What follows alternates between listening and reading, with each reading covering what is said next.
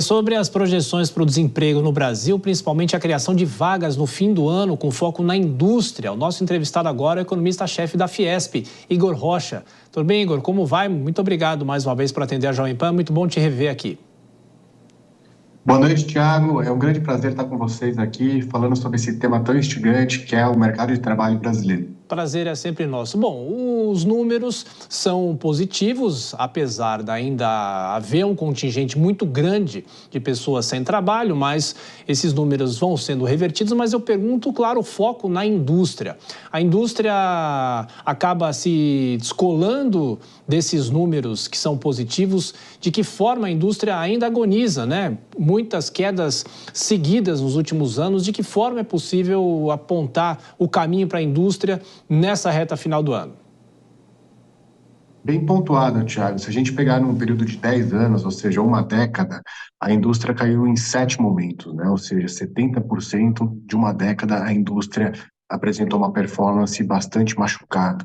A gente vê no ano de 2024, sem sombra de dúvida, um ambiente mais favorável. Eu não digo ainda que é um ambiente virtuoso, porque a gente vai ter que ver ainda a perenidade desse movimento, mas sem sombra de dúvida é um movimento melhor.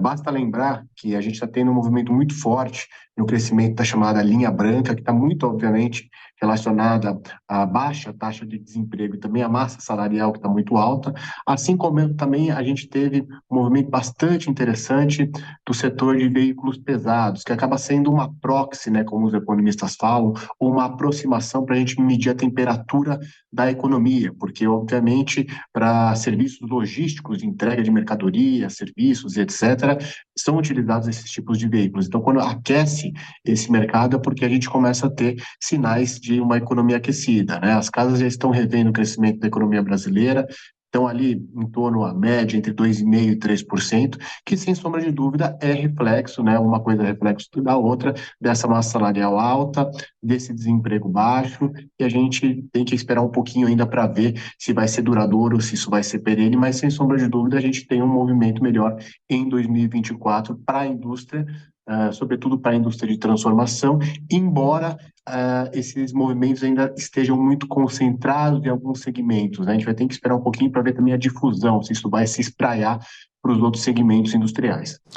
Ô Igor, eu queria te perguntar o seguinte, em relação ao dólar, né? Porque o dólar fechou nessa sexta-feira com a cotação de 5,63 e tem sempre aqueles dois lados da moeda, né? Claro que há a pressão inflacionária por causa da alta do dólar, mas muitas vezes para os industriais, para os exportadores, o dólar mais alto interessa por causa das negociações com os contratos de exportação. De que maneira a indústria enxerga esses números do dólar, essa gangorra normal, mas o dólar mais pressionado agora para cima, de que forma a indústria tira vantagens, mas também sofre com desvantagens em relação a isso? Bom, Thiago, você pontuou de maneira bem importante que o dólar, de fato, ele acabou depreciando, né, a moeda brasileira, ou seja, esse câmbio subiu, né, sobretudo quem está indo viajar para fora está sentindo isso. Só que, por um outro lado, a gente tem um movimento importante para ajudar nas exportações brasileiras. Né? A indústria de transformação é um setor que a gente chama de tradable, ou seja, um setor que comercializa com outros países. Então, um câmbio nesse patamar, né, em tese, ajudaria. Só que o problema é que a gente tem visto uma volatilidade muito alta e para o planejamento de médio e longo prazo das nossas exportações, isso é muito ruim.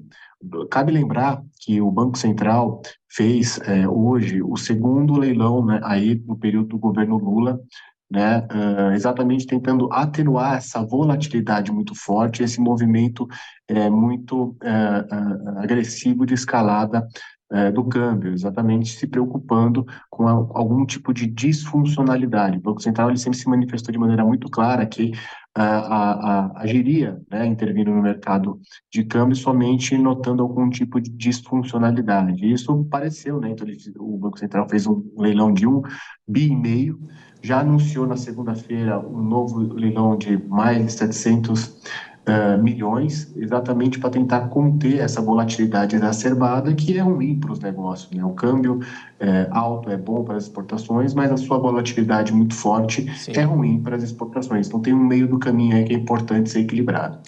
Igor Rocha, economista-chefe da Fiesp, Federação das Indústrias do Estado de São Paulo. Muito obrigado mais uma vez, Igor, pela gentileza, pela atenção. Bom fim de semana e até a próxima. Obrigado, Thiago. Um abraço a todos que nos assistem hoje.